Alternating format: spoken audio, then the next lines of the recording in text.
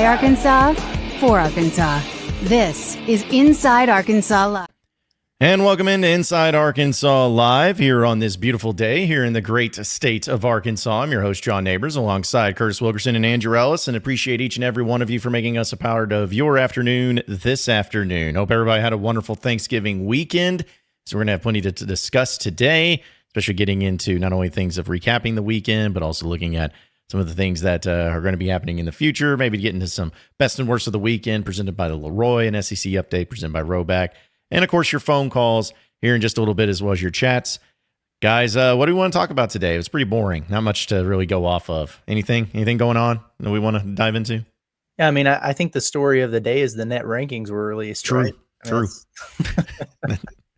I was going to say the story of the day is the JUCO corner that will be visiting Arkansas. I thought that was kind of like the big headliner, but I guess we can talk about whatever you guys want to talk about.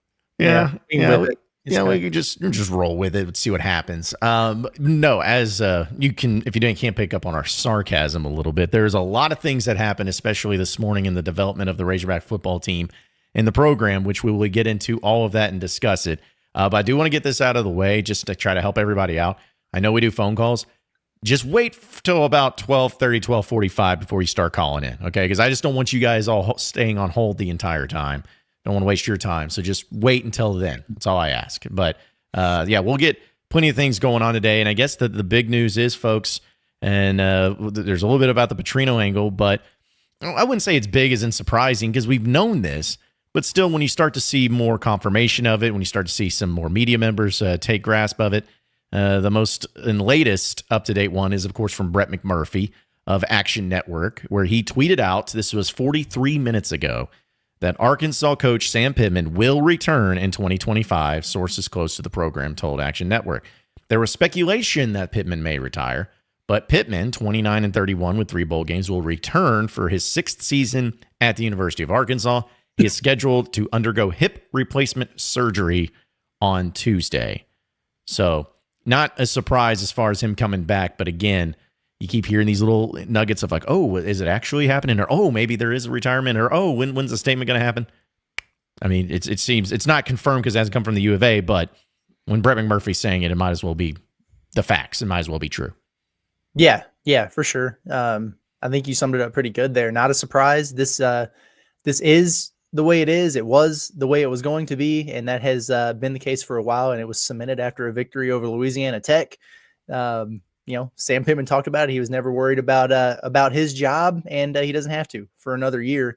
But you're right. I mean, we were all online and getting messages and everything last night. And, the rumor mill, this is just what happens. Like somebody starts to troll and then all of a sudden everybody's got sources and it's just a deal where, oh, he had a change of heart. He is retiring. And, about the time it reaches a fever pitch, then somebody comes in and shuts it down, which I've been waiting all morning for that to happen. And it about got to the point where I was like, nobody's really coming in and putting the kibosh to this thing. But then there it is with McMurphy. Pittman will be back. There you go. And will he have his full complement of weapons on the coaching staff? Who the hell knows?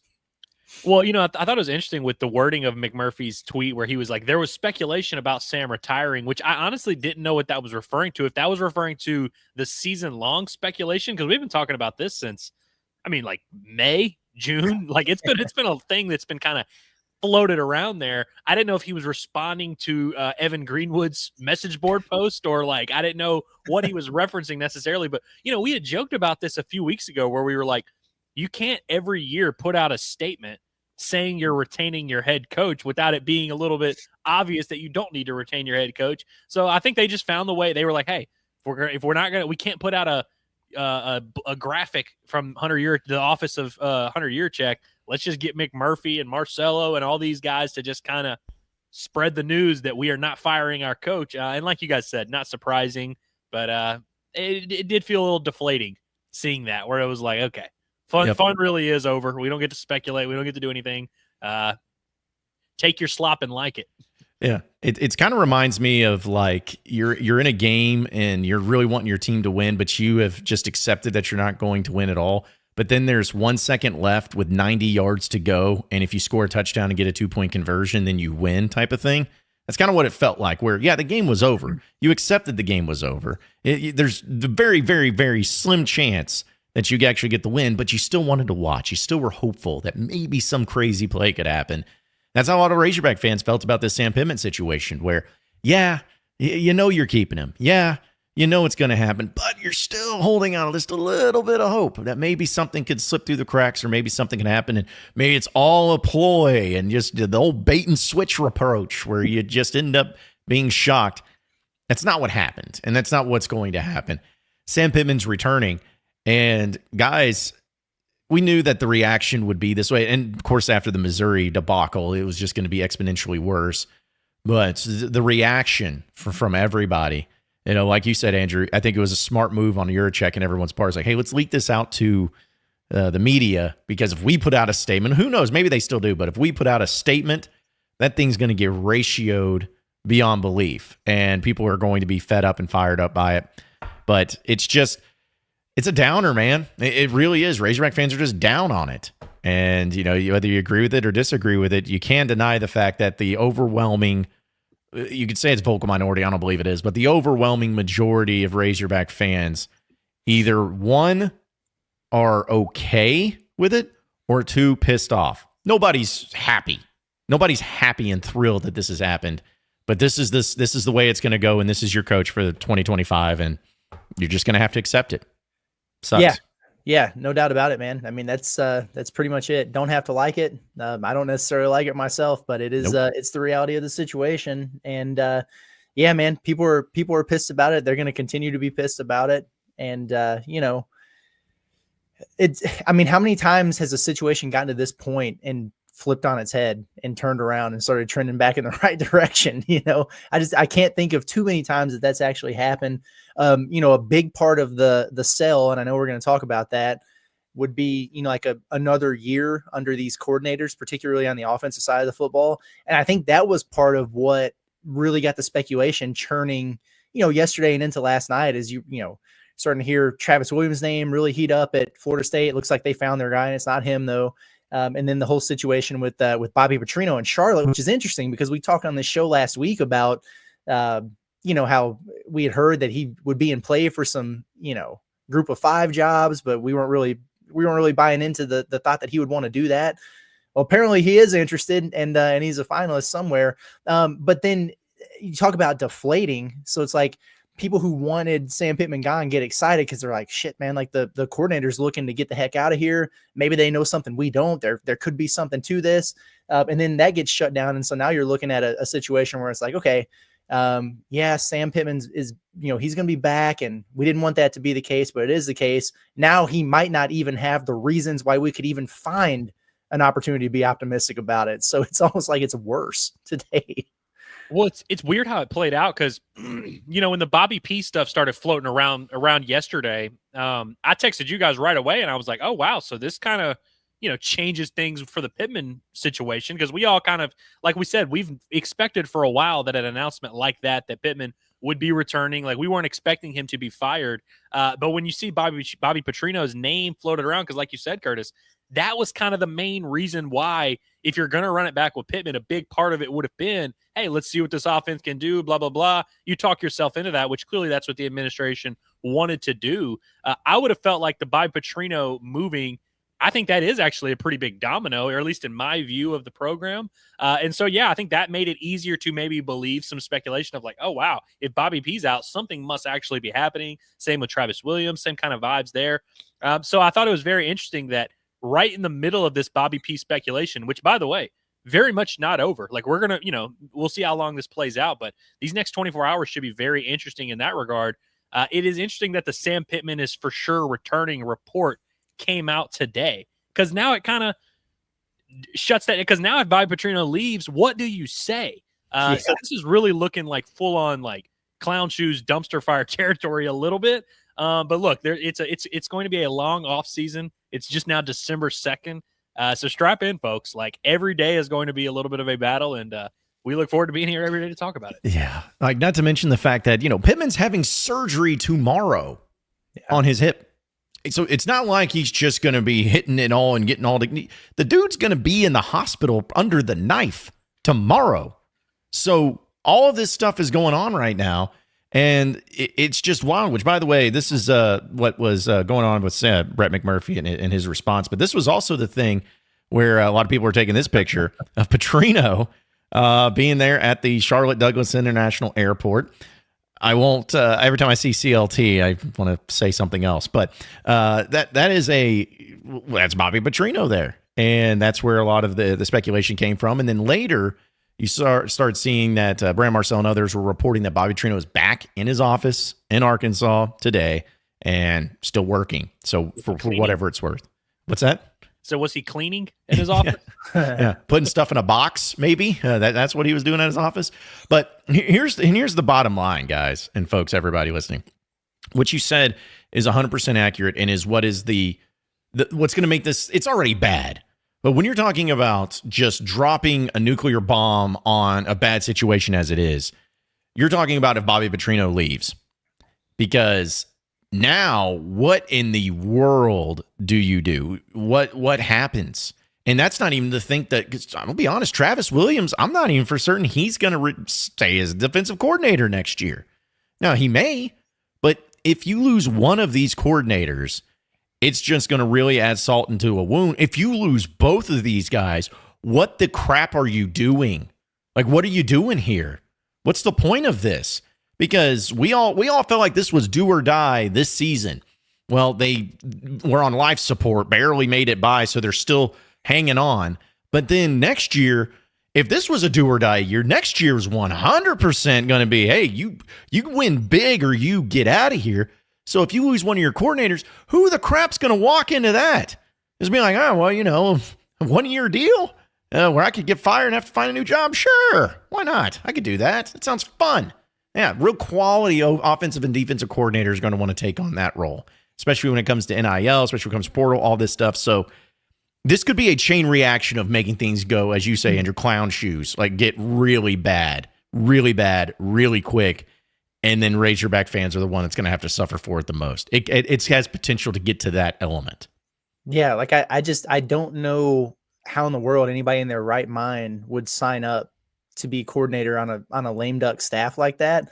That would be a competent or even approachable as a decent replacement for what you would lose in this situation. So I don't know what they were going to do. I hope that we don't even have to have that conversation.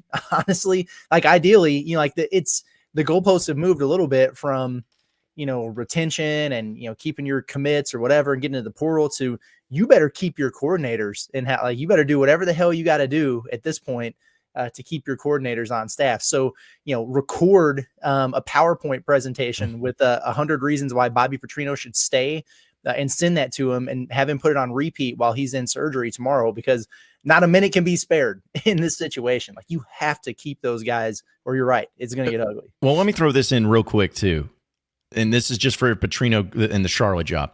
If he goes to Charlotte as the head coach, that's not a promotion. That's not a move of like, oh, the up-and-coming coordinator trying to get his stake. This is a guy who's been an established head coach who left Missouri State because we've heard, he just wants to coach offenses. He just wants to be the coordinator and everything.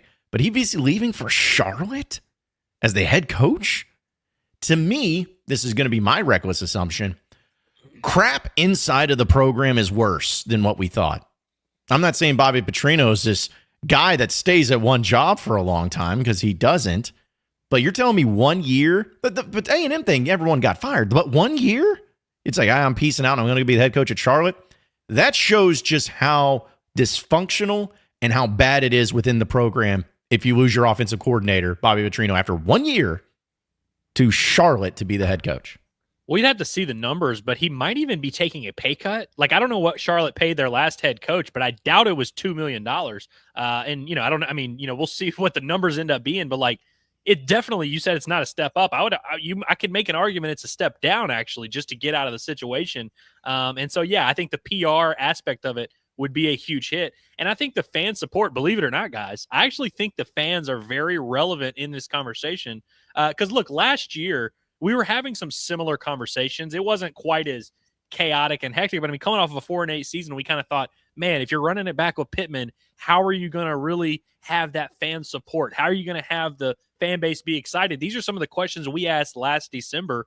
The answer to that question was Bobby Petrino, because I think that really helped kind of reignite the fan base and say, okay, you know what? They might can make this work. And so there was a little bit of a belief heading into the season. So obviously, I don't need to tell you guys, losing Bobby Petrino would eliminate all of those fans who kind of got back on board just for the Petrino thing. And I just really think about it because this past season, we've talked about it a ton. Arkansas had really good attendance at their football games. Like, it, you know, as much as we were all complaining and not happy, there were a lot of people that spent money to go see this football team and were still supporting publicly. I just really wonder what this offseason looks like. I don't know if there's a rabbit in the hat like a Petrino last offseason.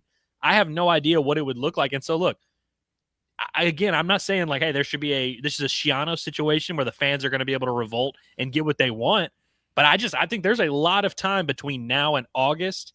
And so it could go one of 1,000 ways. And I'm just going to be fascinated to see how this fan base really reacts to that. Because, again, I've seen a lot of people saying, hey, I'm not supporting next year. I'm not going to games. And we'll see if that kind of stuff holds. We'll find out if it really is a vocal minority. Everybody is posting their screenshots of canceling their Arkansas Edge subscription. I've seen, and it's like reason why you're leaving us, Sam Pittman. But you know, God, it's tough times out there, bro. It really is. People are pissed, man. Down bad. They're down bad. By the way, Poggi, was that his name? Biff Poggi, whatever the Charlotte coach was before. I think your word for it. Yeah, we'll go with it. Yeah, sure. He was making a total base salary of $1 million. Wow. So, you know, literally a pay cut for Bobby Petrino. Assuming that he still got $1 million, but they could pay him more. I don't know. I don't know what that would be. But and I'm not trying to pump up that job by any means, but just in the reading, like the local reading that I was doing there, there was a lot of talk about how administration, I guess, is trying to pour into the football program, that they feel like location and being in that conference now is a good thing for them. Basically, they're trying to make it into something. They feel like they could become a power in that conference, but still, man, it's just, it's so counter to everything I've heard the entire year. And then also everything Petrino's told us, which was, yeah, I don't am worried about NIL. Like, I just want to be in the quarterback room for these meetings. And you know what I mean? Like, it just, it's wild, man. And I didn't see this coming, but at the same time, can you blame him for exploring his options here? I mean, he's not an idiot. Like, everybody sees where this is headed and the writing on the wall. Do you go down with the ship? He's not the captain. Sam Pittman is, you know? So any of these guys who are looking around for opportunities, I don't blame them. I just don't want them to leave, because that was my only thing I could hang on to in terms of optimism. Well, and Curtis, I think back to last offseason when Bobby Petrino took the job, and he kind of spoke about how his agent talked him into it and was like, hey, we're going to get you back in the game. Or I guess that was really when it was the A&M job. When he took the A&M OC job, it was like, hey, we're going to get you back in the game. And so I don't know, maybe his agent was just like, hey, this will be a good idea. Go interview for this Charlotte job. Like, who knows? We'll see how it plays out and all that. But I do wonder, like, what the mentality is for Bobby Petrino and why he is maybe so. Because I agree. I was one of those people who was like, there's no way he's going to take a Group of 5 job, head coach. I don't think he has any interest in that. He's almost borderline said as much publicly that he doesn't really have a desire to be a head coach at this point. But again, it just is very funny how one of the biggest reasons why you would keep Sam Pittman would be this whole Bobby Petrino thing. And, oh, yeah, maybe he could be better next year. And even Bobby Petrino himself's like, I don't know, man. Like, I don't know if it's going to be that much better next year. It's a really tough sell. And again, I just keep coming back to the PR aspect of this. I don't know how you move forward if Bobby Petrino really does take that Charlotte job. That's a death blow. Yeah. I almost feel like I got the meme ready for if Petrino takes that job, you know, the Magic Johnson of I ain't going to be here next year, like type of thing. I mean, that's what it's going to feel like. You're going to feel like it's all for naught at the beginning of the day. And that is why I'm not saying that Jurecek has to, you know, come out and put out a tweet or something like that.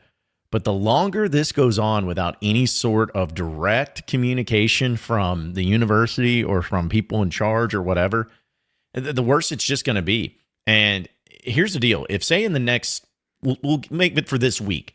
If this week Bobby Petrino leaves and or Travis Williams leaves and you're keeping Pittman, he's not going to listen to me. But my suggestion, Jurecek, hold a dadgum press conference, because you're going to have a lot of questions and that need to be answered.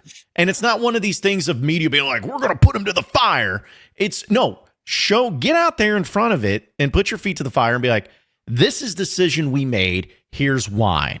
This is why Petrino, we wish him nothing but the best of luck. This is we're going to be okay. Like this whole thing.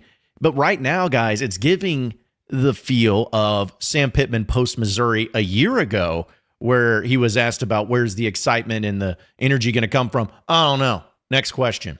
That's what this vibe is given right now, because you don't have an answer for that. You need to answer for this. You need to provide the fan base they are ready to explode. I mean, a lot of them are already, but this thing is really nasty, and it is a very toxic situation. And the more time you spend behind closed doors and not communicating, not doing anything, the worse it's going to be. The more people are going to speculate, the more people are going to get up with their own reasons in their own mind and say that's the truth. But for whatever reason, though, I feel like the lack of communication and transparency has been bad. And if one of these coordinators leaves, especially if it's Petrino, you gotta get out there and you got to start answering questions, my man. You have to. Has an athletic director ever held a press conference after an offensive coordinator for the football program left? Might be a I was first. going to say, I was like, you want to know what he's not going to do is that. I would love for him to do that too. But even if he did, we know how it would go, right? I could play the card right now. Hey, you know what? We were excited to bring Coach Petrino back. Look at the total offense rankings and the progress that we made. And sometimes when coaches do a great job, they get opportunities. And he had an opportunity to go be a head coach again. That's what we wanted. We support him. Come here and you do a good job, and then good things happen for you. The end. See you guys. It's been real. That's exactly what that conversation would be like. What I'm anxious to see is whether or not we have our typical signing day press conference. It's the day after Sam Pittman's surgery when this happens, but historically you have a press conference to review and recap all the signing day happenings in the afternoon, which would be on Wednesday, in which nobody's going to be asking about the 3-star commitments that Arkansas has got coming in. They're all going to be asking Pittman about his job and Bobby and Travis and everything else that's going on. Do you really run him up there for a Zoom? Like right after that? Or are they just going to hospital bed, man? Like it didn't happen? Or hey, Coach, what do you like about Gavin Garrettson's game? Also, what the hell, man? Yeah, exactly. So I believe that Pittman's going to be doing exit interviews with players, because obviously that time of year, the portal opens literally a week from today. He's got a lot of conversations to have. I think he's going to be having a lot of those on Zoom. So I think they might have Pittman hop on a Zoom, and if not, some other coach on staff. But man, that is going to be an absolute disaster. And guys, we got together yesterday. If anyone missed it, by the way, we did a little transfer portal primer, kind of looking at the roster and kind of what Arkansas needs to accomplish in the transfer portal this year. Spoiler, a lot. And we talked about how there's going to be a lot of pressure on Arkansas from a roster building standpoint this offseason. This is just another massive variable in that, where some of those conversations we had about the offense, who knows how they're affected by this whole Petrino thing. I don't envy anybody in that Arkansas coaching staff right now who's going to have to not only try and keep this roster together, go out and they have to nail the transfer portal. You have to introduce a high school recruiting class that's one of the worst in the SEC, one of the worst Arkansas's had in the last 20 years. It's really hard, again, to kind of sell this to the public that things are not crashing and burning.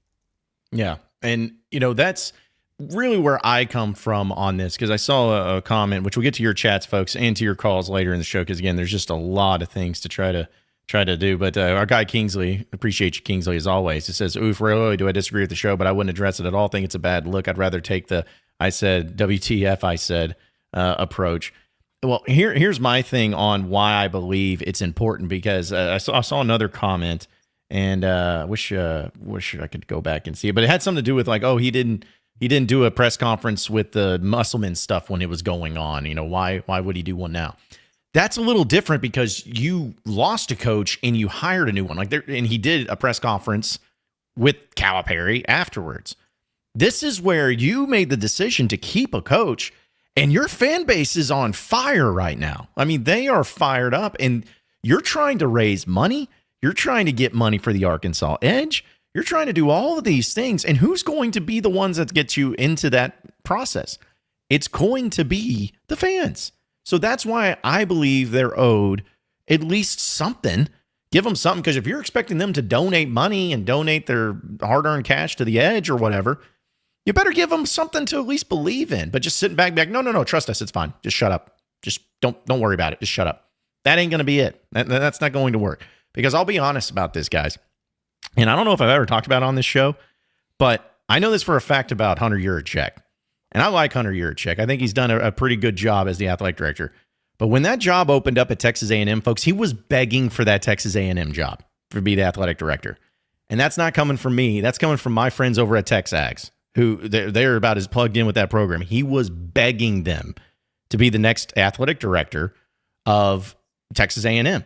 So I'm not saying that to just harp on him. I'm saying that even he would look to leave or to have another position open up, just like we all would. So this is where it's just a very, again, toxic situation, I think, all around, where there's not much communication. There's not much being done about what people want, especially the majority of what it wants. And you're just supposed to take it right now. Maybe there'll be something later. Maybe there'll be something this week. I don't know. But you mentioned it too, Curtis. I didn't even think about it. The signing day press conference. It's going to get weird, man. After surgery. Like, what is he going to, is he going to be sitting there in his hospital bed? I mean, because I assume that hip surgery is something you got to be, off your feet for at least 24 hours. So is he going to be? He said he thought he'd be able to walk out of there that day, and it's that kind of thing. I mean, my whole, like, he'll be available or like conscious to do it. Like, I just wonder if he's going to be on pain meds, and you know what I mean? Is that really? I don't think that's a good idea. No, personally. So, no. Who was the last guy that was on pain meds after a bad medical thing that did a press conference to talk to the media and ended up hurting him really badly? Who was that? Well, yeah, it was Bobby Petrino. We give Pittman a hard time sometimes for his press conference performances. Because look, when you're the head coach and you're speaking to the media, everything you say is under a magnifying glass. And so we nitpick it a lot.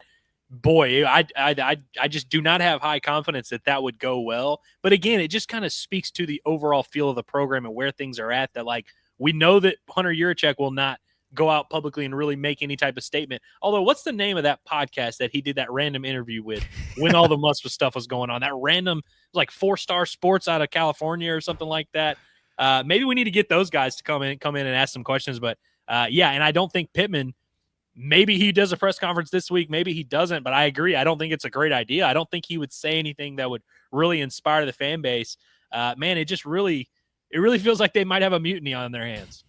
Yeah, and again, I just go back to, well, first of all, you were talking about the Texas A&M job. Yes. It's not like his name just randomly appeared in the South Carolina stuff on Thanksgiving either. Like, it's not like somebody down there was just like, oh, whose name could I just pull out of my hat and it'd be complete BS. Like, I mean, there was something there, and whether he has intentions of going to South Carolina or not, I mean, there's a reason why your name gets brought up in these conversations. So he would have to be prepared to answer the question of, why are you trying to get everybody who supports this athletic department to stay on board when you're trying to get off board yourself?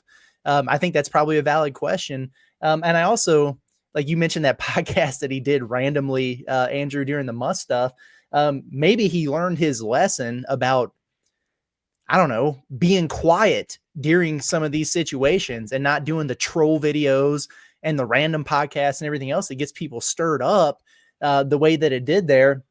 Because it can backfire on you. And I mean, let's be honest here. If he sat up there and was asked, a bunch of questions or whatever and held a press conference, it might be satisfying to some people just to see him, squirm or whatever up there. But what could he say that would make anybody feel better? It's just going to piss people off more. What could he actually say that would make anybody be like, oh yeah, whew, okay. I didn't think about that. We're good. I just don't think that's a thing. No, yeah. Well, another thing about Hunter Yurachek is we know that he is very aware of the public, what the public has to say. Because he, whether it's Slobberhog, whether it's the Musk thing, whether it's Pittman, whether it's whatever, he's been very open, and he'll kind of throw his little subliminal shots on Twitter. And so I think this is a guy that can't help himself. Like, he's going to do something. It's not going to be a press conference like we want. It's not going to be hey, here's the lay of the land. Here's the actual situation. He's going to fire off some tweet. Even if it is just, hey, good luck to Mike Neighbors and his team as they get their 7th loss or whatever. He'll have his little tweet or whatever, but like he's not gonna be able to stop himself from saying or doing something. I hope it's another troll video or something crazy like that, just because honestly it would be funny. But yeah, I wonder what he's going to do in this situation if he isn't able to secure one of those other jobs, because it doesn't look like he's going to be able to get the South Carolina job.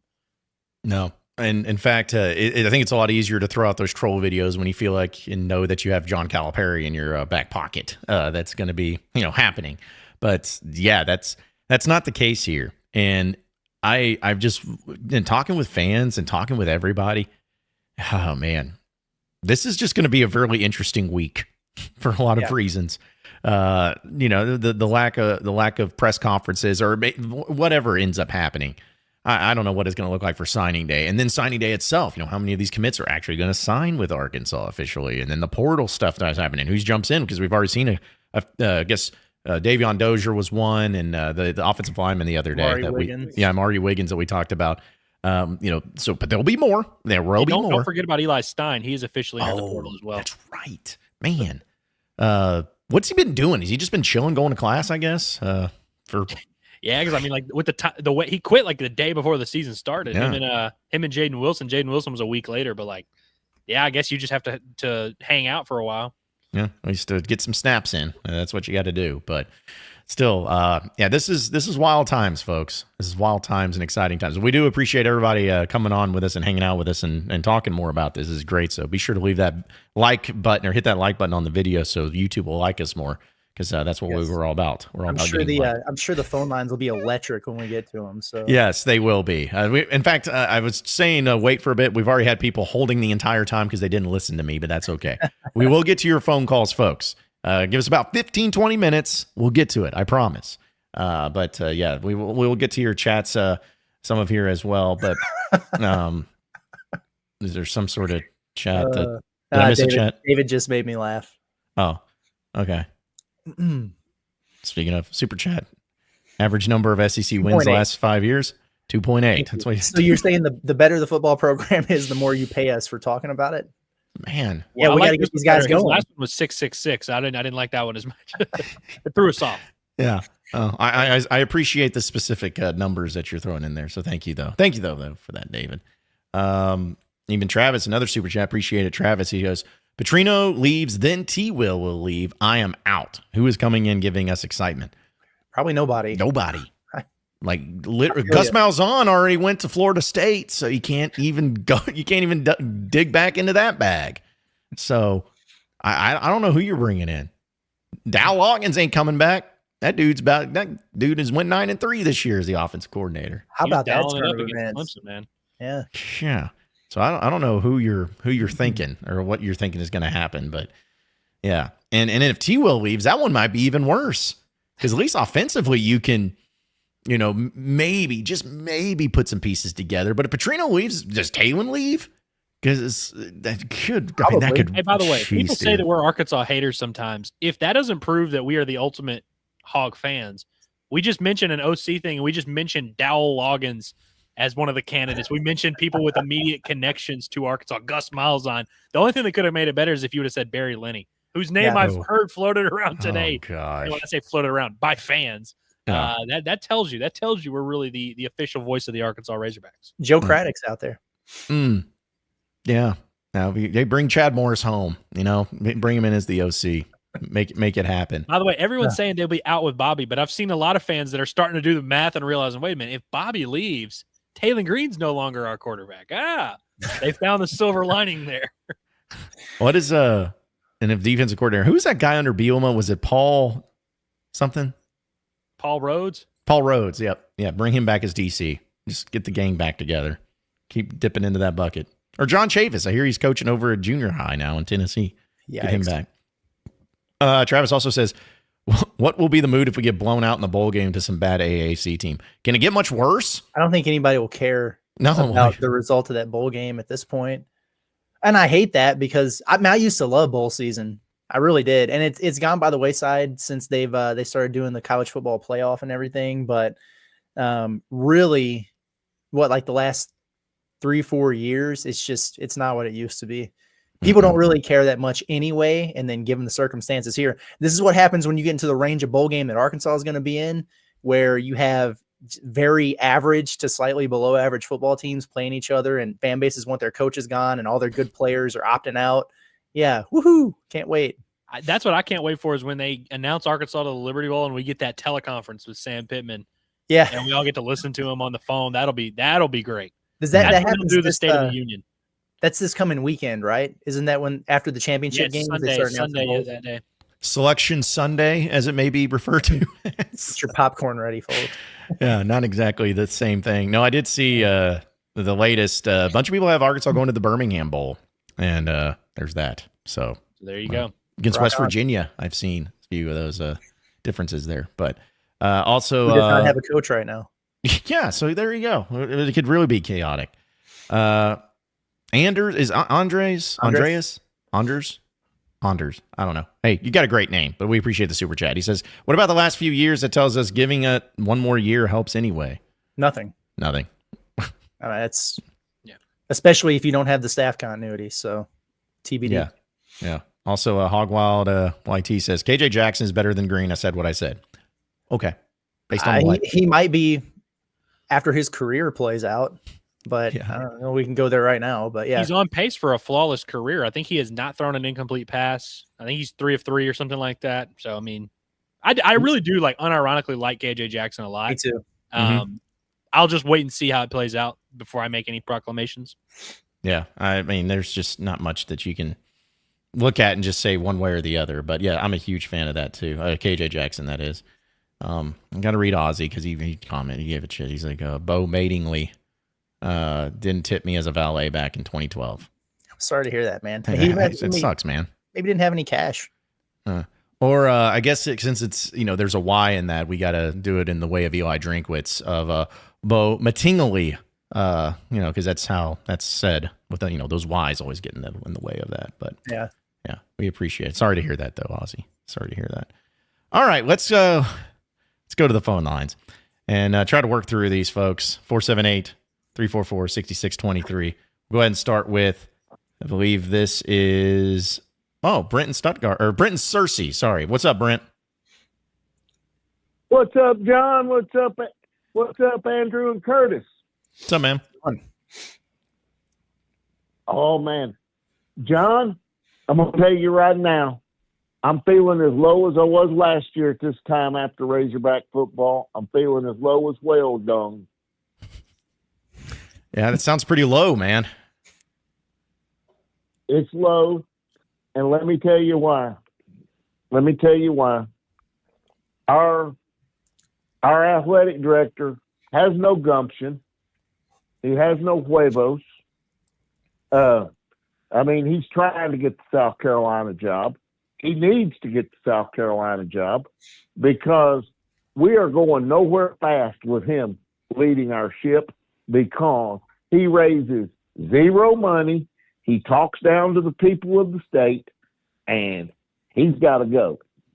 And on to another front. It is time for Sam Pittman to pack up, and we need to find another coach, because the best we can do is 6-6 under him. I've had it. It's just, what are we going to do? Go through the same stuff next year, and we go 4-8 or 5-7, or we say, we'll keep him another year. Yeah, I had it. And I am a big, John, I support big. I'm at every game. I've seen you down. And you and I spend our hard-earned money trying to go watch a good product. We haven't seen a good product in years. Our defense, all we had to do was we made Brady Cook look like Jamel Holloway Saturday. Now that's ridiculous. And Eli Drinkwitz, we don't have to like him. If he was our coach, I'd love him. But you know what you got to do to keep him quiet? You got to beat him. And we haven't proved we can beat Missouri. So if we lose our offensive coordinator, Coach Petrino, I have no doubt that Coach Pittman will make an awful pick, just like he did with Dan Enos. I have no doubt. Can y'all please help me through this situation? Well, we're doing our best, Brent. Hey, we appreciate the phone call, man. We're all in this together. Yeah. Hey, the good news for Brent, though, is his hometown guy, Bryce Mitchell, is going to cover a multitude of woes with his win Saturday at UFC 310. So you got that to look forward to. There you go, Brent. Appreciate your phone call, and hopefully you can find some solace in that. But yeah, that's what I mean. I know a lot of fans feel that same way, but nothing's changing. Sam Pittman's going to be your coach. You just got to accept it. You don't have to like it, but you have to accept it. He's going to be your head coach. You can vent about it. Yeah, right you can vent about it. That's what we're here for. We're here to talk you through it. We're here to talk about it, and we're always going to be here at noon on Inside Arkansas Live, as well as our other content. So we're going to do the best we can. But yeah, at the end of the day, you just got to accept it. We'll get back to the phone lines too. Want to give another shout out to Anders and Andres. Can you also just tell me how to pronounce your name? Because I hate, Sure, it's Andres. Andres? Okay.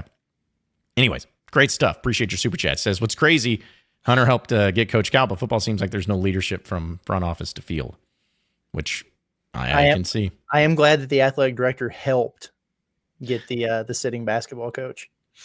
Yeah. Yes. Yeah. And Which by the way, not like the basketball team has yielded tremendous results either at this point. It's a dumpster fire, I'm told in this chat. So we need some good news, boys. We need something good. We need some good vibes. baseball will be here soon to lead us to a regional. Well, can I interest you in a 6-point win over Miami tomorrow night? No. I have just gotten to the point I assume everything's going to be bad. Like they're going to lose every game until proven otherwise. It's just how I feel right now. It sucks, but it's the truth. Let's keep it going on the phone lines. A lot of calls, folks. We'll try to get through all of them. Let's go to Wally, who's in Bentonville. What's up, Wally? Hey, guys. Quick question and then some comments. Has any member of the media, maybe a Big J journalist, confirmed what Brett McMurphy reported, or are we all just going on his word as gold? I mean, not only have it's basically been a lot of different people that are known and respected in the field, like Brandon Marcello, like Brett McMurphy, but their sources are about as good as anybody. But as far as locally goes, man, I'm just speaking for myself. We hear stuff all the time. I hear stuff all the time. And to me, this is about as guaranteed of a thing that there is. And if it comes out that he's not coming back next year, then it's going to be some wild and crazy reactions. But I mean, as far as confirming it, I don't know. But those guys, I believe them because they're really good at what they do, and they wouldn't put something out like that and be wrong about it. Yeah, Sam didn't return my call. Yeah.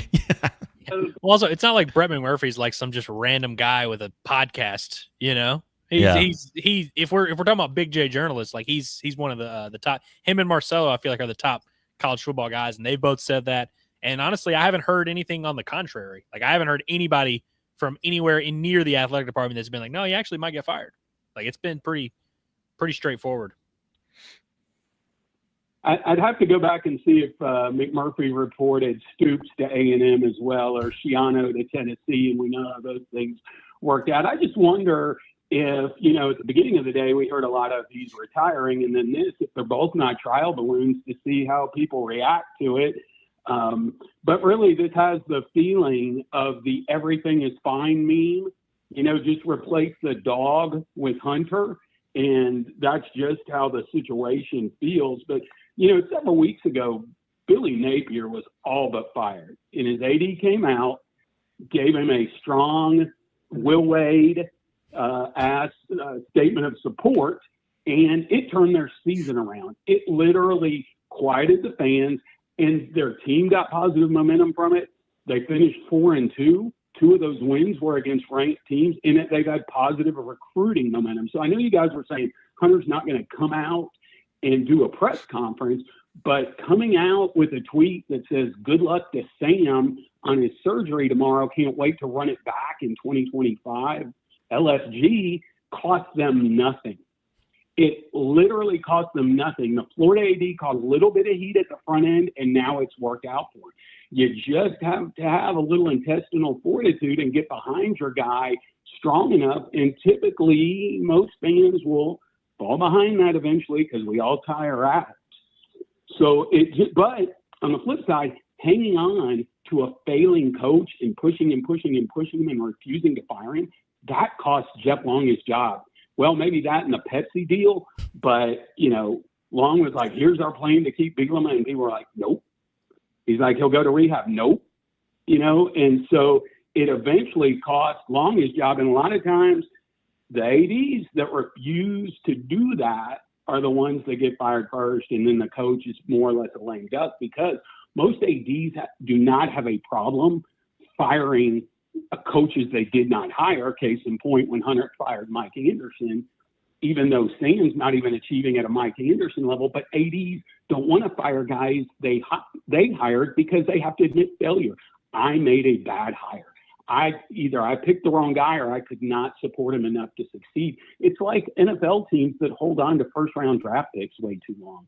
It's because there's a sunk cost fallacy there because we have so much invested in this guy. We're going to keep hoping that he turns it around, and it rarely works out. But like you guys said, it's just a mess. And I think it's worse that people thought at the beginning of the day there was hope, and now that it seems like there's no hope, it makes the backlash even worse. And why Hunter, if he would have come out any time before this with a statement of support himself, may have helped. But again, the guy's just incompetent AF. Thanks, guys. So the one thing I'll say in regards to the comparison to the Florida situation, the AD put out, he got some heat initially when he put out that statement saying, hey, we're definitely bringing Billy Napier back. What changed in that situation is they started winning football games. You think Florida fans would have been reacting positively had they lost out or had they gone 1-4 down the stretch or whatever? I feel like they would have had a very similar situation on their hands. I don't feel like that's obviously Arkansas only has one bowl game left, which I don't think is going to win back that much of the fan base. And so I don't think there's really opportunity for Hunter Yurachek to put out the, hey, we support Sam Pittman, he's coming back next year, and then it work out as well as the Florida situation. Because, what's he going to do? I mean, unless he just nails the transfer portal class or whatever, it's going to take something drastic to get folks back. Not saying that he shouldn't support his head coach publicly or say anything. I don't know if the Florida job or the Florida situation applies here because that was mid-season, and Napier immediately started winning games, which really, that's why that worked out more so than the statement itself. Yeah, no, that's very true. And then, some of the it's crazy. Some of this conversation about, firing a failing coach and everything like that. When Sam Pittman was hired, was anyone operating under the illusion that he was going to lead Arkansas to the college football playoff or national championship or whatever? I mean, I think it was pretty, well understood in all the circles that he needed to get it out of the ditch and get it back to a point of respectability. It's almost like the setup man before the closer comes in, right? And so he's done that, but now it's starting to trend back in the wrong direction. That's what puzzles me about all this. It's like you kind of did your job, but they can't justify firing him until it goes back to where he started with. You know what I'm saying? Yeah. I get that too, because I get the standpoint of, hey, ADs don't want to fire coaches that they hired because it's like almost an admission of guilt. I don't think that applies to the Sam Pittman situation. Yeah. Frankly, if the Sam Pittman tenure ended today, it would be hard for me not to consider it a minor success. Call me crazy.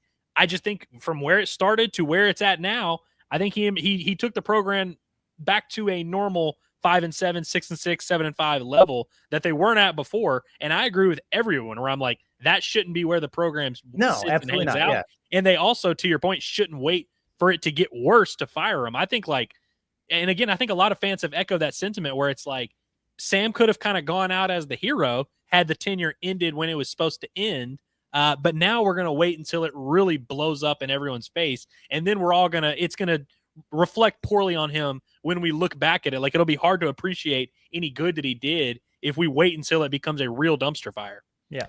Yeah. Well, and I think that's a good point about is wanting to leave the program better than where you found it.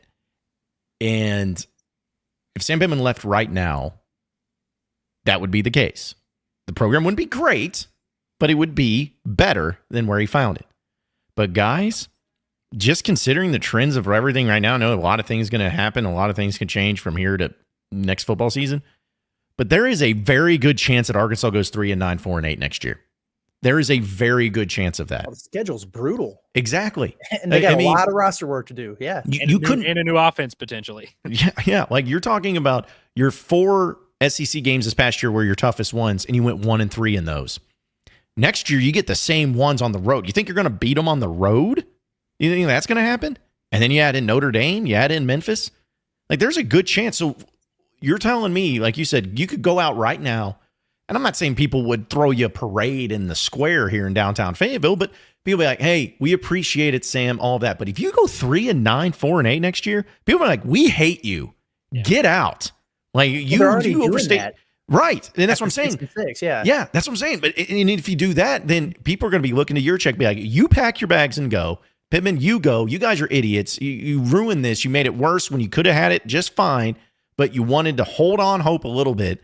And that's potentially where it could go. And that could make it even exponentially worse for everybody. And that's where if I'm Yurichek, you got to play the long game here too. I know it's about financials and everything, but you're going to really die on this hill.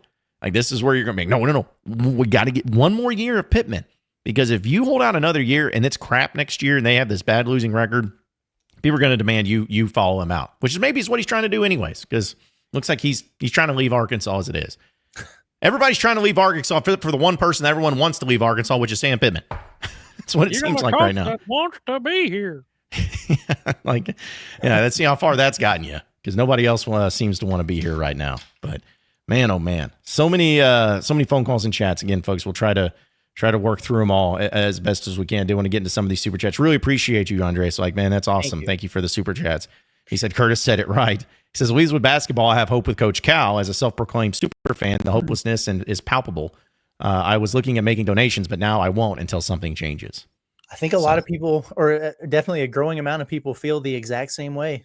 I get it. You know, the thing about Coach Cal is even if it's not going as well right out of the gates as people thought it would be, and there are a million different reasons for that. Tune in to the Pod of the Palace if you want to get a rundown of those. But it's something new, it's fresh, it's different, and it's exciting. And that's just the opposite of everything that's going on right now with football. So, well, and with basketball, you at least have reasonable evidence to believe that it could be better. Yeah. We have at least something to hang our hat on of, like, you know, it's not going well right now, but we still think there's a lot of talent. Coach Cal's won a lot. There's a reason for optimism and hope, and people are dying for that for football right now. Dying. Yes, they are. Yes, they are. Also, Tucker, shout out. Appreciate your super chat, man. Says, if the goal was him to be a setup man, which I believe it was, then that extension seems even more ridiculous. It's a fair point, too. Fair. Yeah. Yeah. He was never going to go anywhere else. No. It's no one when you hired him. You were competing against no one when you extended him. That's just the fact of the matter. Don't you remember when he was on Scott Van Pelt and he said that? He's like, this is going to cost me money, but I'm not going anywhere else. This is my final job. If I'm Yurichek, I'm like, he's like, all right, you're gonna put you on the Sam's Club budget, and you're gonna be discounted. And if you fight back, what are you gonna do, Sam? You're gonna go over and be the head coach at some Maryland? Like, come on. So that's what should have happened, but it didn't happen. So now you're stuck. Ugh. It's just bad. This is the bad times. Everything's just stuck. It's really where it's at. All right, we'll try to work through a few more of these calls. Man, y'all are blowing it up right now. Chat is on fire, man. Chat's like burning down, man, and I love it. We appreciate each and every one of you watching in. Be sure to subscribe to Inside Arkansas too. We're gonna get our plants out there. Make sure everyone knows it. Let's see. I believe this is it Micah and Conway? What's up, Micah? Hello. Here's the deal that people are missing. Okay. Next year with the schedule, it's a perfect year zero for a new head coach. And this year, there's no really major top tier programs opening. So there's an argument to be made that we would be the best job available versus next year, whenever LSU, Auburn, or Oklahoma open up, we're going to have to compete with those teams to find a new coach. And it's just going to be a disaster. Yeah. I mean, how do you avoid a disaster right now, guys? Like, that's my kind of question. It's like, how do you avoid it? Recruit good players and completely flip the script on everything that's been going on and win games. Yeah. Well, look, I mean, it's tough, man. We've talked about the whole nobody's fired their coach this year, so this year is the year to do it. That in and of itself is not a reason to fire a coach.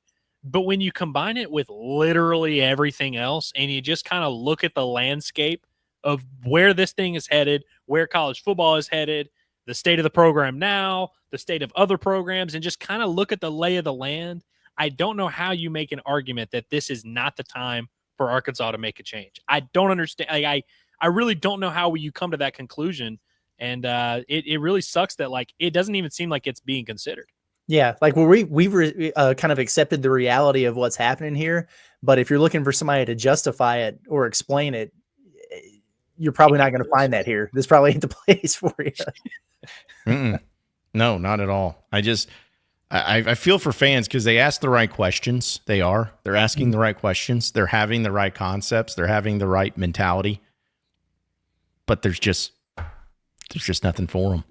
We are not going to be able to convince you that the bowl of shit you are eating is chocolate ice cream. Yes. I'm sorry. It's a bowl of shit. That's what it is. Yep. Yeah, there's nothing we can say or do to make it better. I wish we could. I really wish we could, but we're just not built that way. All right, Ryan is in Paragould. What's going on, Ryan? Hey, how's it going, guys? I'm good. Thanks for taking my call. Of course. So I just had kind of three things real quick. So what do you guys think the over under that we lose Petrino and or Will? What if you're a coach at Arkansas when they've shown that they do not fire people for failure to perform? Why would you leave this school? Why would you go to Cincinnati or Charlotte or wherever else when mediocrity is accepted here? So, unless you're going to get a head coaching job with a big raise and a lot of money at a, Power 5 program, why would you leave here? Well, and then the last thing is, if we were 6-6 this year with the favorable schedule that we had, what's going to happen to us next year? We've got a non-conference home game that we're going to lose. You typically don't schedule non-conferences that you think you're going to lose. Let's just be honest. We're going to lose a non-conference home game next year. We play the toughest part of our schedule on the road next year, and we're having our worst recruiting class in Pittman's era come in as freshmen next year. So you're getting no help from recruits. I don't know how many guys are ready to compete from the 22 or the 23 class that haven't shown anything yet. My feeling is probably none from 22 because we would have seen them already. Maybe somebody from 23. So this year has to be a big portal class. So my last question is, what do we have to look forward to as Razorback fans for 2025? Is there any bright spot that we're overlooking because we're so far in the dumps? And I'll listen. All right, thanks, Ryan. I mean, I'll answer the last question right now. That the jury is out on the optimism thing. I mean, all you can really do is wait and see what kind of roster they build. They would just have to go out and really do a number on this roster. That's what would excite people is good players. If you're going to have the same staff or the same head coach or whatever, if you get better players, then there's your reason for people to be excited. Are they going to do that? I don't know. Yeah, I know it's been a lot of doom and gloom on this very podcast here, but it's to your point, you just go out there and you would have to really nail this portal class. And we talked again yesterday about kind of what all they would really need to accomplish. And it's a lot and it's going to be steep. And look, do they have the money to do it? Do they have the program interest to do it? I don't know. But that is kind of your get out of, if you're looking for a path out of this for Arkansas, it's just going out there and finding the perfect roster. And look, you look around college football, look at what South Carolina did this very season. It's not like Arkansas is incapable of fielding a good roster. But do they have the pieces in place to do it? Do they have the right head coach to do it? I really don't know, and we'll find out. But look, I would love to be proven wrong, and for them to just go out there and nail it with this portal class. We've seen them have some good portal classes before, but I do agree that like it's really tough to have a sense of what to expect from next year or to build that case of optimism without seeing what the roster looks like. We just kind of have to wait and see, and I don't think we'll have to wait that long though. I think we'll get a pretty good clue here in the next few weeks what this roster might have a chance to look like. Yeah. And then, like, you know, they had good players this year, and they led the country in fumbles and penalties and self-inflicted wounds and lack of execution and not being up to play for home games, not being up to play against lesser competition, losing one-score games. And so that's only part of the battle. I get it. It's a small part. Still a small part. Also, too, guys, it just made me think, like, with the Petrino and the Williams deal, if it's as bad as what you're making it out to be, or at least what people are believing, it's not even like you can give them raises. Like if Petrino or Williams is like, hey, I got this gig over here that's, you know, they're wanting me, you can't even give them a raise because that'll be hundreds of thousands of dollars that you'll have to pay more. And so, you know, what makes me wonder if that's a little bit of the case where Travis Williams, for instance, he's like, hey, man, my defense was improved. Did a good job this year. My defense didn't lose us games like the offense did. Like, we did our job against Texas. You know, we did our job against Missouri. We did our job. I feel like I need to be compensated. And they're like, well, we can't. And then he's like, all right, then I'm gone. That's another thing that you got to take into consideration. Yeah. And to the first question there about like the over under on losing both Petrino and Travis Williams, maybe I'm wrong here. I think it's more likely that you retain both than you lose both. Personally. Correct. I would agree. I think so too. Yeah. Yeah. I would also say, I don't think you keep both though. I lean towards that. I lean towards one of these guys leaving. It's just given the circumstances. And I don't like Petrino would only leave for a head coaching gig, right? I mean, right. I get, which is crazy because we didn't even think that was going to be a thing. And so we'll see what happens here with Charlotte. Like, there are other people in the running. Like, I don't know that anybody said he's a front runner. They've said he's a finalist. And then with Travis Williams, I don't know what DC opportunities there are out there, or what his willingness level would be to take a, you know, I always want to say mid-major because I'm a basketball guy, but a group of 5 job or whatever. Like if he was pursued there, I'm not sure what that would look like. Well, and again, like I know we talk about salaries a lot, where it's like how many group of 5 jobs would Travis Williams be able to get where he would make the same or more money? Really, not a ton, honestly. Yeah. No, not a huge difference, at least. Hey, is this the same Discord that thought that that Petrino was gone and that Pittman was retiring like 3 hours ago? I love how when I get a text or a message about the Discord, it doesn't say like what, it just the Discord. The Discord said, like the app that everyone has and anybody can use. Just the Discord. It's a lot of fun in there. It's chaos, just like this chat is. I love a lot of people in that Discord, but I also, and I would say most of the people in the Discord, but I also would not take the Discord as gospel in any way, shape, or form. So but credit to them for the billboard, though. You basically described every message board in Razorback history where it's like, I like some of the people there, but I would never take what they say as truth. It's just don't ever cite a message board or Discord to like prove any information. No, I just would not do that. No, not at all. A few more calls here, folks, because we got to get to some of these, at least especially the ones I haven't called in a while. Let's go. Lee, this is Jan calling from Wichita. What's up, Jan?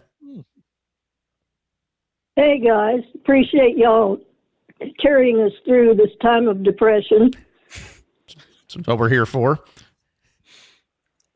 And I haven't called in since prior to the Texas game when I said I was depressed. Well, it hasn't cleared, as you might imagine. There's the worst part. My birthday's coming up, first part of January. My friends know, buy me Razorback gear. Guess what? I ran errands this morning. I was not wearing Razorback gear. Yikes. And I will not be wearing it again until maybe the basketball team can salvage me. Otherwise, I'm going to get a box and pack it all away because I'm with you, John. Next year looks even worse to me with the schedule and all that. Yeah, and that's when you know it's bad, Jan, if you can't even wear your Razorback gear with pride.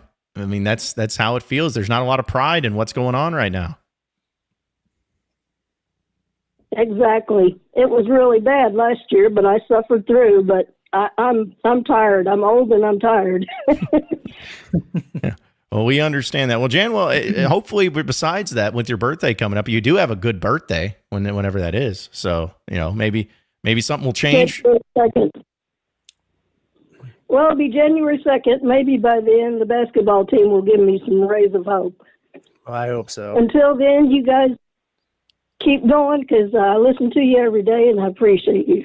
Hey, well, we appreciate you, Jan. Thanks so much for calling. Go all in on Christmas. Just be a huge Christmas person. Just be like Buddy from Deck the Halls and just like make that your new thing. That's just right. Tide you over at least. And she shares a birthday with my brother Blake, so shout out to her. There you go. A few chats real quick because I know we got more calls. This is great, folks. But again, really appreciate all of you tuning in, watching in, all the chats, all the calls and everything. We really appreciate it because this is a lot of stuff that you guys want to talk about. And we're trying to discuss it and wave you through it as best as we can. This one comes from a lot of the super chats that have been coming in. Hogwild YT says, we could have had Coach Prime, but we hired Pittman instead. Well, I mean, come on. It's you know how this works for Arkansas. And to be fair, in 2019, I was very, very, very, very, very skeptical that Deion Sanders would do as well as he has done as a head coach. Hell, even when he got hired at Colorado, even 6 months ago, there was a lot of skepticism. Yeah. So I can't really hold that against them, but it is a little bit tough that, when you see a coach that may or may not have wanted the job that is having success elsewhere. I get it. It's the Razorback way. I mean, that's what they've done their entire careers as a program, is hiring coaches they should have, and they didn't. But hiring Coach Deion Sanders back then would have been hiring like Jimmy Dykes for the women's basketball team. I mean, come on, like who would do that? I mean, that would go well. Let's see. Also, Cat John Nice, like that, says going back to what neighbors said. How beclowning is? I like the word beclowning. I've never seen that word. How beclowning is it inside the program for Petrino to leave now? Have we talked about the complete absurdity of each coordinator having timeout power last game? I haven't dove quite into that, but yeah, both coordinators did have the timeout calling power. Well, was that weird? Yeah, but maybe I misunderstood what Sam was saying, but I think he was still relaying what he wanted to do. Like, he can't call a timeout from the booth. But if he's saying to, if he's saying to Petrino, hey, let's get a timeout here, then he called it. And Petrino probably has autonomy to call his own damn timeouts if he wants to anyway. But yeah, I don't think he was just like sitting up there chilling with no communication, just saying, hey guys, have at it. I could he had a headset on. Maybe he should have. I don't know, but it's weird. Of all the things, I mean, we've been very anti-Pittman on today's show. His hip surgery, or him being in the booth, or him giving the timeout power to the coordinators, like that really didn't bother me all that much, frankly. No, yeah, it didn't me. It didn't me. It's just funny because I'm imagining like Pittman from his little like Wilson little thing where you can only see his eyes. Just open up the window in like 28-degree weather. Hey, timeout! Just sitting there screaming. I'm sure they'd hear him. It's like, what else could he do? Right. I had to give it to him. For the like what the heck's going on in that building or whatever, the beclowning part of that conversation, it's like, yeah, I mean, I think it tells you a couple things. Either it's, very dysfunctional over there, or it could be just as simple as, guys like Petrino and Travis Williams who have more coaching that they want to do or whatever, seeing the writing on the wall and being like, hey, if there are opportunities, like if my agent's hitting me up and saying, hey, this group would be interested in you or whatever, you'd almost be silly not to hear him out at this point. Yep. Because like, is anybody really thinking beyond next year? No. So then why the hell would they? Right. Yeah. They're not going to do that. Also, shout out to Bill. Appreciate the super chat. Bill says if they lose the bowl game, then both Bobby and Travis Williams leave, then he has to go. Okay. You say that, but it's not going to happen. Like, let's be honest, guys. Let's just play that what if game. What if Travis Williams and Bobby Petrino both left? Sam Pittman's not going anywhere. No. It's not like suddenly they're going to be like, oh, well, in that case, yeah, now let's fire him. No. Well, the bowl game's definitely not going to impact that at all. Absolutely not. And here's the thing: if Bobby and Travis Williams leave, it's going to be well before the bowl game even happens. Like that'll be they'll leave like this week, maybe next week, if that ends up happening. Yeah. Also, I really appreciate Andres, man. You're firing it up, man, with the super chats. We appreciate it. Says, when senior citizens are dumping their Arkansas gear, it's a bad sign. Yeah, Talking about Jan. That's pretty good. We don't need to use the term senior citizens. Come on. Yeah. Hey, she's the one that said she's old. So, I mean, she left the door open. But he put it pretty politically correct. I appreciate that. And then he also says, if this was the first year of losing so many games on 1 or 2 touchdowns, we could be patient, but it's the same story every year. Arkansas always has a unique mix of 1-score losses that are backbreaking and huge blowout losses that are embarrassing. It's tough to have both. It's pretty impressive almost. All right, we'll do a few more phone calls here, folks, because, again, we are about to keep it going and get to best and worst of the weekend as well as other things in the SEC. It's been a great show, though. We really appreciate it. Another guy we haven't heard from in a while, it's Tom, who's in Memphis. What's up, Tom? Yeah. Oh, just to listen to the guys. I've been trying to get in a while. You know, the thing about Sam reminded me of on the sideline, the boy lost his gum in the chicken house. It was huge as hell. That's the best way I've ever heard it put in my life, Tom. That's awesome.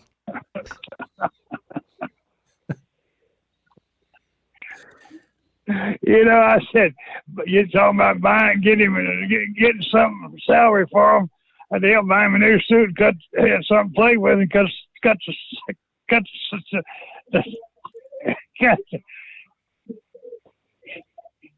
what?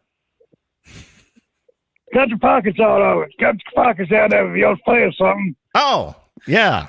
Okay, I get you. Yeah, I get you.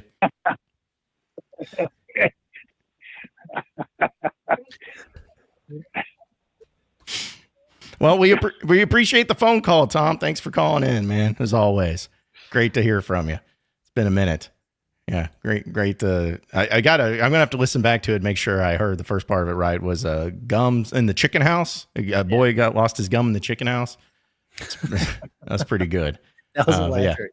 That was awesome. Appreciate Orgeron for calling in once again. Appreciate you, Tom. That was awesome. Thanks for calling in, man. All right, a few more. This one, I believe, this is Michael, who's in Cave Springs. We're going to go with it. Michael, what's up, man? Hey, great to be with you. I'm more on a positive note with Sam Pittman coming back. I don't really share the same sort of negative vibe that I feel that's out there right now. I think if we can fix NIL and possibly load up on the offensive line and the defensive line, that I think we have a chance to be competitive. And like the focus shouldn't be necessarily on Sam Pittman or the coaches, but really fixing NIL.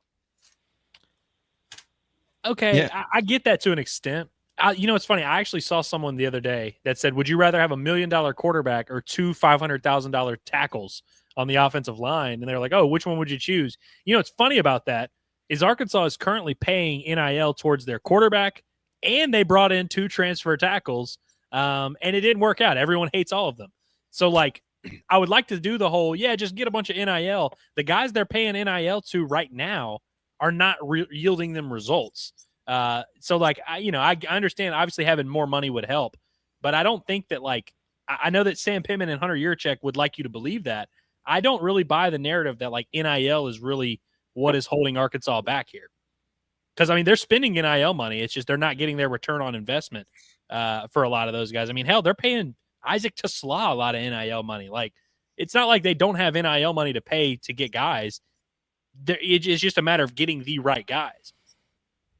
I just wonder if the best way, what is the best way to improve NIL? Because they haven't really been able to do that so far. They might need a fresh face in order to do that. Because just from the tenor of the fan base, I don't know. Like I said earlier, I've been seeing people posting screenshots of canceling their memberships to the Edge, or whatever. And I know Hunter Yurachek was trying to go on his campaign, earlier in the year to get people to donate, and they've lowered the entry rate for the Edge, and we're going to do this 3% fee, all these different things they've tried to do. And it hasn't moved the needle too much now. So out short of somebody who's just really a big fan and supporter making a huge donation, I don't know how under the current set of circumstances, they're going to really raise the bar that much. Maybe I'm wrong. I just don't see a pathway to it. Well, I mean, it's definitely possible because they did it with the basketball team. So the donations are out there. You don't necessarily have to crowdsource them. Yes, you left out a very important part of the story of the basketball team there. Yeah, but there are donors out there. There are wealthy alumni out there that can help. I don't know all the different, what we're spending and what our budget is compared to other schools' budgeted. But I mean, the game's changed. I mean, like Michigan pays however many they paid to the new quarterback coming in. Like the game's changed, and there's certain positions that if they can reallocate and focus additional NIL, like that should be where the focus is. You may not hit on everybody. I get it that maybe you're not happy with every single player this year, but I'd love to see that, and I don't have all the answers, but I know that there's wealthy alumni from Arkansas that are out there. Yeah, and appreciate the phone call. I see what you're saying, Michael, but my only thought to that is with the NIL, yeah, you got some wealthy donors, but I keep bringing this up. People who are these wealthy donors, these millionaires, they didn't become millionaires by making dumb business decisions and being dumb with money. And so if they're going to go all in, they have to have faith that they're going to get some sort of return on their investment. And there is, as of right now, there's a lot of people, and a lot of you fans are the same way, who even if the NIL improved, even if NIL was great, and even if Sam Pittman had great players, there's not a lot of faith that he would be able to know what to do with them and to make them even better. So that's my thought process. Like, again, I know what you're saying in theory, but, just saying, oh, well, they'll just have these big donors donate a bunch of money. They're just not going to do that. That's not their thing. That's not their vibe. I mean, I agree that it doesn't really matter who your head coach is. If you don't have the NIL, the funds to compete with the people that you're trying to be up there competing with. But yeah, with those donors, I mean, if they haven't made these big donations yet, how do you sell them on doing it now? I spoke to a lot of high-level donors recently, and they told me they were waiting for year 6 to win this. That's when they're getting the checkbooks out. Okay. Now, I've always heard the best improvement you make as a team is week 1 to week 2, and the biggest your checkbook grows is from year 5 to year 6 with a coach. That's what everybody's been waiting on. But I mean, seriously, though, I do agree. Like, I can buy the whole Sam Pittman's not a bad coach, they just don't have NIL argument. But if you're telling me there's no way that they're going to, like, what's the case that they're going to have more NIL at any point during the Pittman era? I don't see it. No, I don't either. I really don't either. But hey, folks, for all you that called in, we had to run, but if you were on hold or whatever, we can just get to you tomorrow. We promise. It's just, we got a lot of calls and a lot of reaction that we're getting to. So, but we appreciate that. Just call back in tomorrow. We'll be sure to get to you because there was a lot. I mean, it was flooding with calls and chats and everything, which we really appreciate and really appreciate all of you being a part of it too. We'll get into best and worst of the weekend presented by the LEROY Lounge, so you won't want to miss that. But a few of the chats though that we wanted to get into as well is like Scooby Doobies says, if Hunter left for South Carolina, would that change anything? Yes. Yeah. 100%. Yeah. Like, do you think a new athletic director is going to walk in and just be like, oh yeah, I like this situation. Seems good. Let's just keep it going. Let's just make it happen. Yeah. Let's keep Sam Pittman. Let's have all this go the right direction. That's always a game changer, regardless of the success of given programs. Like, yeah, exactly. Ivan says Coach Pittman feels like a high quality human being, but in this day and age, a whole lot more is required to win, which is a very good point. Yeah, and he absolutely is. He is. Yeah, that's a factual statement, is what it is. It is not as simple as just getting a group of guys ready to run through a wall for you and then go out there and win football games. I mean, they always say that actually coaching is only, about 10% of the job and 90% is dealing with all the other bullshit. And that pile of bullshit has become increasingly large with the portal and NIL and everything else. And that's why you're seeing, so many coaches who had been great getting out of it. It's part of the reason why Saban left. Jay Wright with basketball, Tony Bennett with basketball. I mean, that is 100% why, because they are paid handsomely for their services, but it ain't what they signed up for or what they wanted to do. Some people adapt and thrive. Some people don't. Exactly right. Also, this from Heartbroken August says, Mike Irwin has a boatload of crow to eat if Bobby leaves. All he did last year was carry on about how he doesn't want to be head coach again and loves being back at Arkansas. Well, the reason I'm bringing this up, Heartbroken August, because I'm the one that's also going to as well, because I felt the same way. A lot of us did. And so it's not just Mike Irwin. I mean, that was basically what was told and how it was portrayed to us is that he wants to be here. He doesn't want to be head coach again. He wants to be here for a long haul. And that's just the way it is. Because I saw somebody else in the chat brought up, I didn't highlight it, but they were saying that Bobby's family, oh yeah, here it is. Jeff says Bobby's family is here. His family stayed after the last time his grandchildren are here. Here's the thing, Jeff. Bobby's wife is not here. She's up in Springfield. She's up in Missouri. She, for understandably so, from what I'm understanding, is that she didn't. It was too soon to come back. So, is that a big part of it? Maybe so. But I'm sure that being in one place away from your wife is probably not an easy thing, and probably not a thing that you want to have and then keep going with for 2 straight years. I guess it would be 3 since she didn't go to A&M either. I wouldn't want to go to College Station either. But yeah, I'm not saying these coaches aren't family men, but like if families are what are going to stop people from taking jobs, there wouldn't be a crazy coaching carousel literally every single offseason. Because I remember hearing that same stuff about Kendall Briles, where they're like, it's kids, they're getting up into junior high, they love Fayetteville. It's just great, I mean, Barry Odom's son just finished playing at Shiloh. Like these things, it's the idea that like that would stop a coach from leaving if they wanted to leave. I think it's a little bit overblown, and like you said, John, I mean, it's also not as true as people think because his wife's not even there. And look, like to be clear on for the Mike Irwin thing, all 3 of us, I feel like we're surprised seeing Bobby connected to the Charlotte thing. Not this, we were like all year being like he's never going to leave Arkansas, he loves it, but I don't think anybody thought he was going to want to take a rinky-dink head coaching job over being the OC in the SEC. We had this exact conversation last week. When the Athletic put out there that he would be a candidate. And we were like, we really think he's interested in that? Nah. We brushed it off. And here we are. So, yeah. Well, it's like I've said before, circumstances are always different. But, I remember pretty fondly, Danielle Musselman loved living in Fayetteville. And, his daughter, wanted to go to, part of the community and all that. It's like, man, yeah, okay, cool. Like, they're going to go and they're going to do what they want to do. They're going to get a job they want to get. So, yeah, don't always buy that it's about family. It's not always about family. It's about other things too in that regard. All right, a few more chats here, folks. Again, I've been pouring in, so if we didn't get to some of them, it was just because there were so many. We tried. We're only 3 men among us. I was trying to find some to start, like when I wasn't talking, but there's a lot going on. There's a lot, but again, we appreciate and we love it.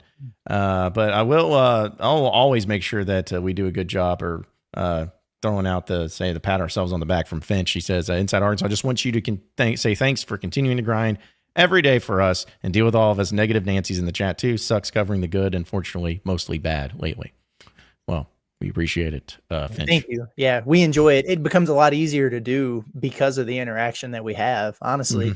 And trust me, like I would much rather be sitting here excited, pumped up, and optimistic for portal season. And damn, they're going to a good bowl. This is cool. What could this parlay into?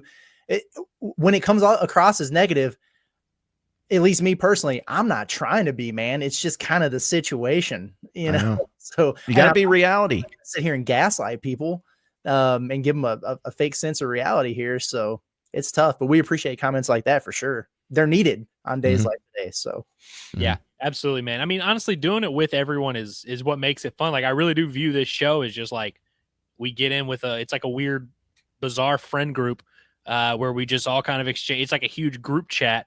And I really like doing it. And it gets chaotic on days where we have like an increased audience, I guess you could say. But it's a lot of fun, man. And I just think this December month is going to be a wild one for Arkansas sports. We don't know what's going to happen with football, basketball, and then obviously ramp up to baseball as well. But with portal, signing day, everything. So I look forward to kind of being back here with everyone. These next few weeks on Inside Arkansas Live are going to be freaking chaotic. But I'm like bracing for impact, but also looking forward to it. Yep. You're going to have to make sure, folks, that not only you're subscribed, but you also hit that bell so you can receive notifications. Because if there's anything big news, if Petrino leaves, like Pittman, something like we're going live immediately. So, you forget going on Twitter to find out what's happening. Just have those notifications turned on for Inside Arkansas, and we'll be on top of it for you. Make sure we provide it for you. So, all right, let's go ahead. We got a great talk, and we'll have some more chats maybe we'll get to. But let's go ahead and jump into the best and worst of the weekend, presented by the LEROY Lounge here on Dixon Street in Fayetteville. We'll be there Thursday night. You can come hang out with us. Great food, great drinks, great vibe. The only place has got golf simulators, everything for the family. You got to check it out. It's an awesome setup, an awesome place, and it's right there conveniently located on Dixon Street where the old U-Ark Bowl used to be. So come out and hang out with us on Thursday, and it's open from 11 to 11, so be sure to check it out there as well.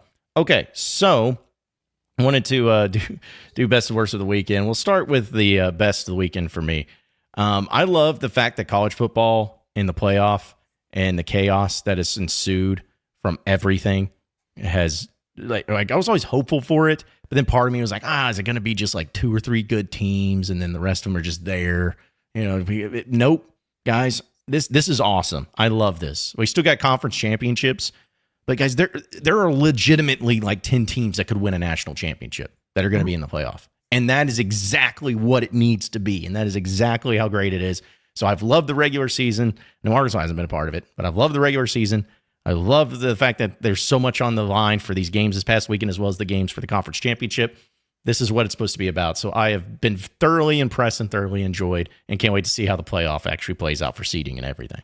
Yeah, dude, this has been a lot of fun, and it's going to come down to a situation where a couple of the teams who are getting those top 4 buys are just not even in the, maybe top 10 of the teams that are actually in the playoff. I mean, it's all going to be a complete cluster, and I can't freaking wait until we get the seeding and you've got, an SEC school going to, freaking Boise State or whatever. Like the fact that these, some of these games are going to be played on campus is really, really cool. And like my best of the weekend was really going to be about just the chaos of college football too. But I was more or less going into rivalry week, just delivering. I mean, what about all these flag planting fights that we had? And you could say worst of the weekend, and maybe because I actually don't have a worst of the weekend on my mind, I'm trying to think one up. Maybe it's the fact that they had to use pepper spray at the freaking Michigan-Ohio State game. But these fights have been hilarious to watch. I'm just going to punch a guy who has a helmet on, and we're going to brawl because you just kicked our ass on our home field, but we don't like it that you put your flag on it. I was going to say, I thought that the fights and everything were the best of the weekend. Incredible. I was actually thinking about this. Michigan and Ohio State getting fined $100,000 each. Was there $100,000 worth of damage done? Where's that going to? Like, I know that Arkansas gets fined for storming the field and all that, but like, really?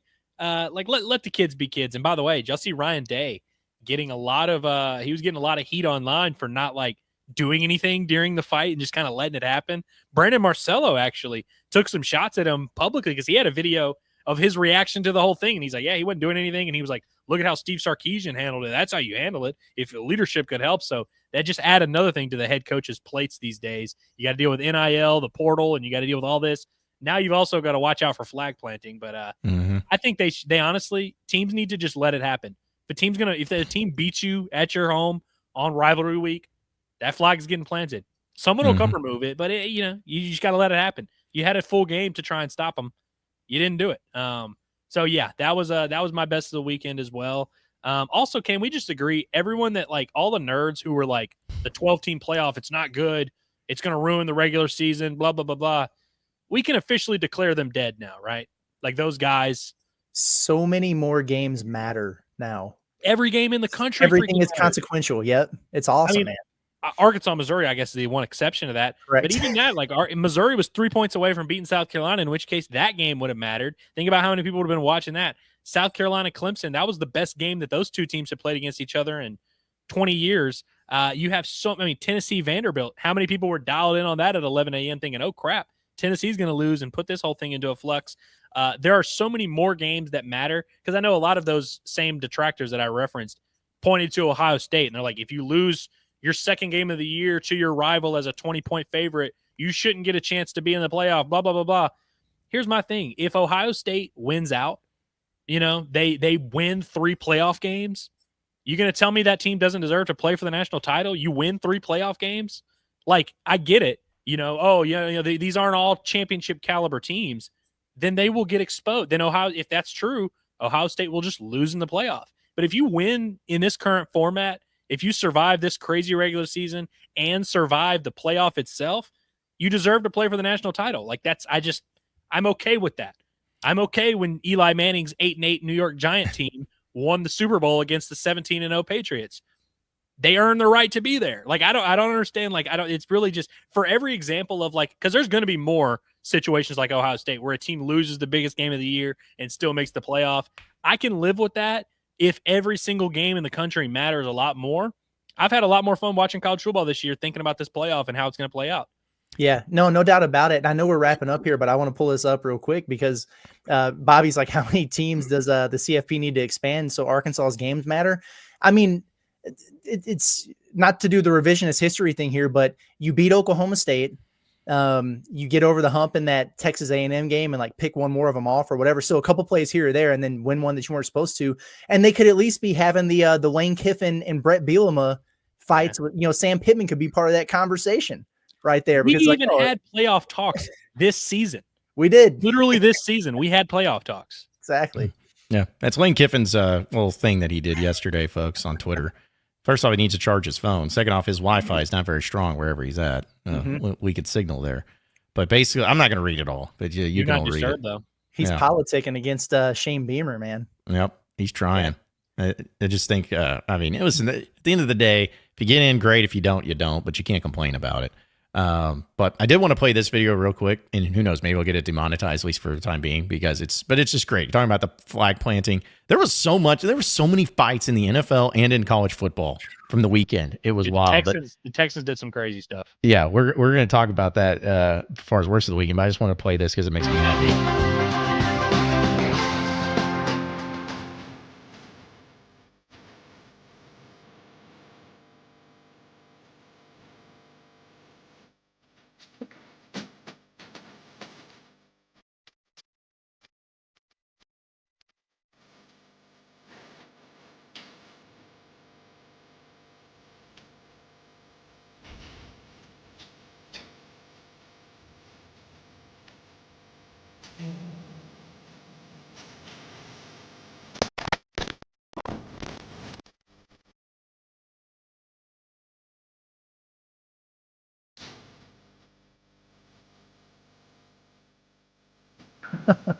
I mean, dude, he smacked that dude.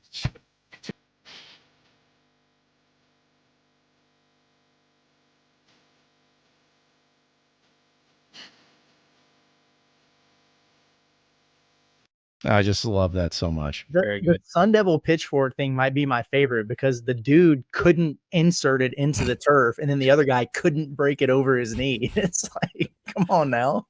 Good. Someone needs to get a sword that's like King Arthur, where like they can't get it out. just stuck in there. By the way, we referenced Baker Mayfield an insane amount on this show. Credit to him for starting this. Yep. He started this at Ohio State back in the day. And also, before we move on to more important topics, and before we get to, I forgot to mention my actual best of the weekend. Wicked. I went and saw Wicked Friday, boys. Y'all seen it yet? No. Nope. Didn't think so. And for anyone in the chat who's thinking, oh, he said Wicked's good, should I go see it? No. If you don't like musicals, you're not going to like Wicked. I've had this conversation with like a few different people. I happen to like musicals. I enjoyed Wicked. I went and saw Wicked growing up. I loved it. So it was a good moment for me.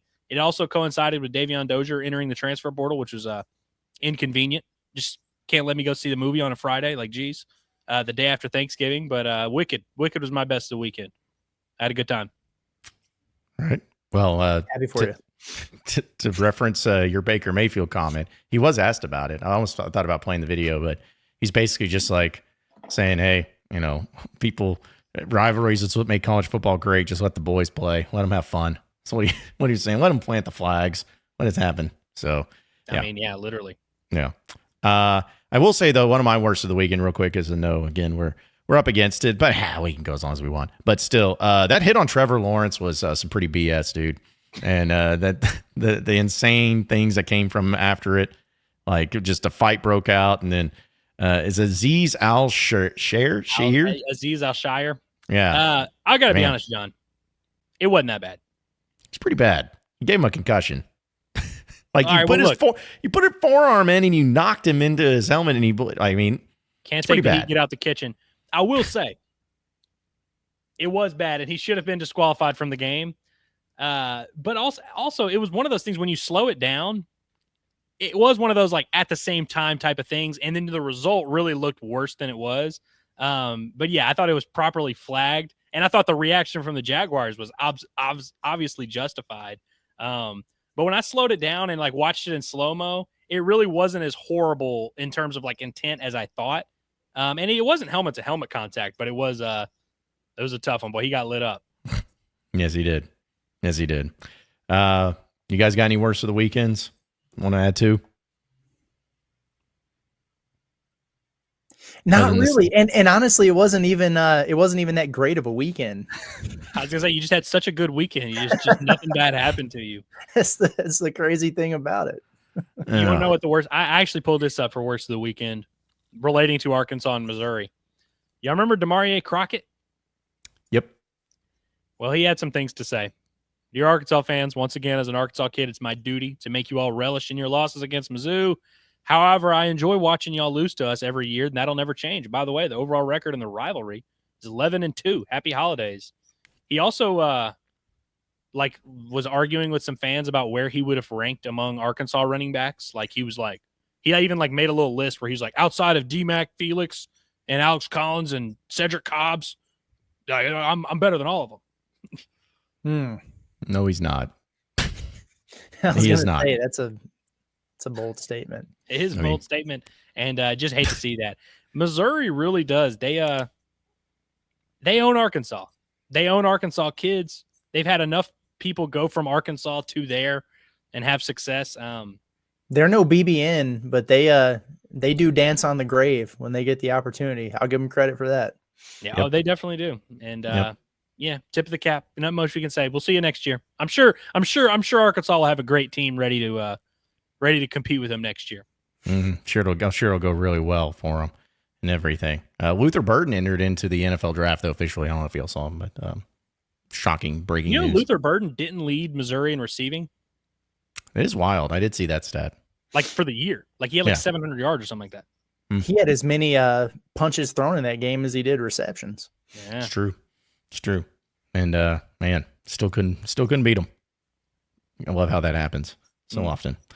All right. Well, any final thoughts, guys, before we wrap up on this really great show? Actually, it really was. It was a lot of fun talking about it and discussing it.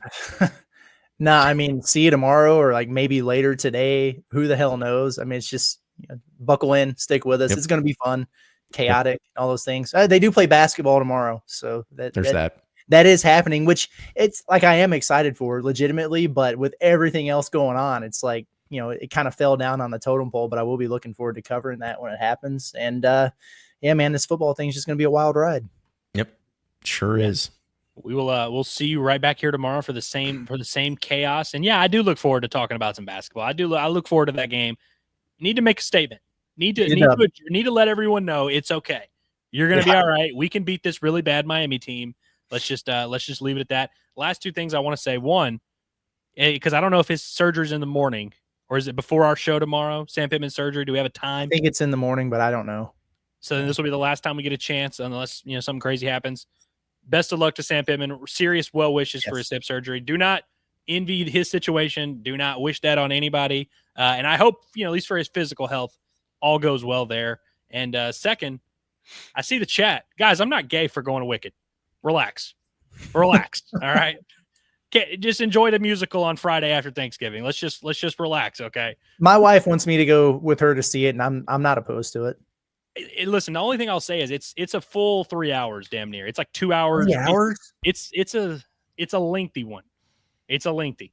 All right. I was talking to Hazelwood about this, where I was like, if you're not a musical guy, do not let anyone lie to you and be like, no, you're going to like it even if you don't like musicals. Not true. You don't like musicals, you will not like it, but it is solid. I don't have anything to say on that. I just trust your judgment on it. I will say though, onto that though, I did see Gladiator 2 over the weekend. Wasn't bad. Yeah, I saw that. You enjoyed it? Yeah, well, it wasn't bad. I mean, you're never going to get as good. But I was going in thinking it was going to be just crap, but it was good. I mean, if you like seeing gladiators kill each other, you got plenty of that. So it was pretty good. So anyways, Wow, we got to end this because the chat's getting ridiculous. Appreciate each and every one of you listening and watching in, though, to Inside Arkansas Live. Be sure to subscribe to us because, again, anytime that any big news pops off, we're going to go live. We're going to have it right then and there. We'll also have a lot of portal updates. We'll have a lot of signing day updates. Everything is going to be right here at Inside Arkansas. So be sure to subscribe to us on YouTube. Follow us on social media at Inside Arkansas. And also check out our website at InsideArkansas.com for all the latest and greatest up-to-date information on all things Razorbacks. So, for Andrew Ellis, as well as Curtis Wilkerson, I'm John Neighbors. Same sports show, same sports channel. Tomorrow at noon. Dadgummit, we got to get out of here. Have a great day, everybody.